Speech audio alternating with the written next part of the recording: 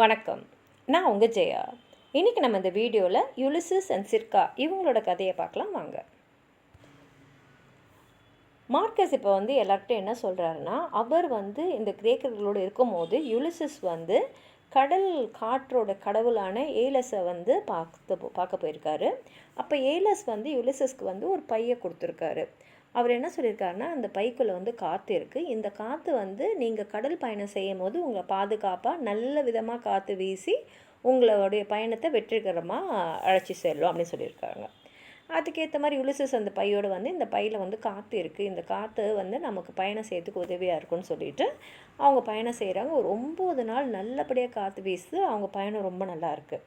ஆனால் அதுக்குள்ளே அவங்களுக்குள்ளே ஒரு பேச்சு வருது. ஒருவேளை பைக்குள்ளே தங்கம் இருக்கோ, அந்த பையை பார்த்தா தங்கம் தான் இருக்குது போல் இருக்குது அப்படின்னு சொல்லிட்டு போக அந்த எண்ணம் ரொம்ப வலுப்பட்டதுனால, சரி அந்த பைக்குள்ளே என்ன தான் இருக்குதுன்னு பார்த்தலாமே, ஏன்னா சுற்றியும் காற்று இருக்குது, அது என்ன பைக்குள்ளே காற்று அப்படின்ற ஒரு எண்ணம் அவங்களுக்குள்ள.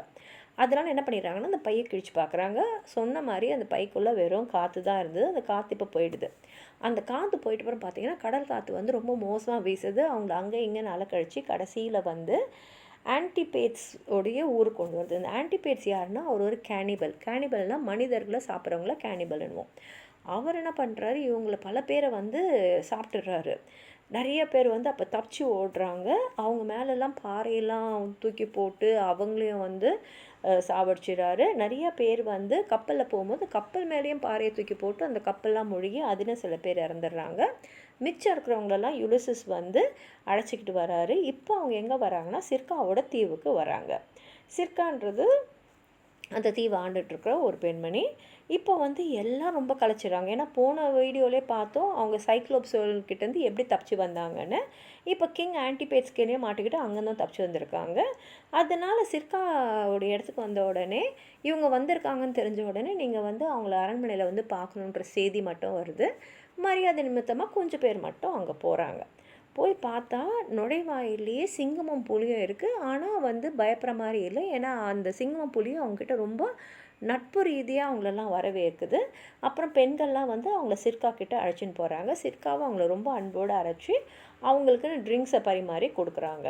அவங்க அந்த ட்ரிங்க்ஸை குடித்த உடனே என்ன ஆகிடுதுன்னா, சிர்கா கையில் ஒரு மந்திரக்கோள் இருக்குது. அதால் அவங்களெல்லாம் தொடுறாங்க. தொட்ட உடனே அவங்க எல்லாம் பண்ணியாக மாறிடுறாங்க. வந்தவங்களில் ஒருத்தன் மட்டும் அதை குடிக்கலை. அவங்க கொடுத்த அந்த ட்ரிங்க்ஸை குடிக்கலை. அதனால் அவன் மட்டும் ஒளிஞ்சி இருக்கான். ஒளிஞ்சிட்டு அங்கே தப்பிச்சிட்டு ஓடி யுலிசஸ் கீழே நடந்ததெல்லாம் சொல்கிறான். இதை கேள்விப்பட்டோன்னே நண்பர்களை காப்பாற்றுறதுக்காக யுலிசஸ் என்ன பண்ணுறாரு, புறப்படுறாரு. ஆனால் போகிறதுக்கு முன்னாடி மெர்க்குரியை வேண்டும் போது மெர்க்குரி அவருக்கு ஒரு மந்திரப்பூவை தராரு. அவர் சொல்கிறாரு, இது உன்னை சிர்காவை கிட்டேருந்து காப்பாற்றிக்கிறதுக்கு உதவும்னு சொல்லிட்டு கொடுக்குறாரு. சிர்காவுடைய அரண்மனைக்கு அவர் வராரு. அங்கே சிர்கா அவர் ரொம்ப அன்போடு வரவேற்கிறா. அவருக்கும் குடிக்கிறதுக்கு அந்த ட்ரிங்க்ஸ் தர. ஆனால் அவர் அதை தள்ளி விட்டுறாரு. அதுக்கப்புறம் என்னுடைய நண்பர்களெல்லாம் நீ பண்ணியாக மாற்றிட்டு அவங்களை திரும்பி நீ மனிதர்களாக மாற்றணும்னு சொல்லும் போது அவள் என்ன சொல்கிறான்னா, நீ என்னை திருமணம் பண்ணிக்கணும், நீ என்னை திருமணம் பண்ணிக்கிட்டால் நான் அவங்களெல்லாம் திரும்பி மனிதர்களாக மாற்றுவேன் அப்படின் போது யுலிசஸ் என்ன சொல்கிறாருன்னா, நான் திருமணம் பண்ணிக்கிட்டாலும் உன்னோட இருக்க முடியாது. 1 வருஷம் வேணால் உன்னோட இருக்க முடியும். ஏன்னா நான் பொதுவாகவே ஒரே இடத்துல தங்குற ஆள் இல்லை. எனக்கு அட்வென்ச்சராக இருக்கணும்னு ரொம்ப ஆசை. அப்படியே ஒரு நாடாக போய் பார்த்துட்டே இருக்கணும் அப்படின்ற மனுஷன் நான். அதனால் உனக்காக என்னோடய நண்பர்களை நீ மாற்றுறதுக்காக நான் 1 வருஷம் ஒன்றா உன் கூட இருக்கேன்னு சொன்ன உடனே சிர்கா சரின்னு சொல்லிட்டு ஒத்துக்கிட்டு இவங்க மேலெல்லாம் இன்னொரு போஷன் ஒரு மருந்து மாதிரி அதை தெளிச்ச உடனே எல்லா மனிதர்களாக மாறிடுறாங்க. அழுதுகிட்டே யுலிசஸ்க்கு நன்றி சொல்கிறாங்க. சொன்ன மாதிரியே யுலிசஸும் சிர்காவோட 1 வருஷம் இருக்கார். அவங்களுக்கு டெலிகானஸ்னு ஒரு மகனும் பிறக்கிறாரு.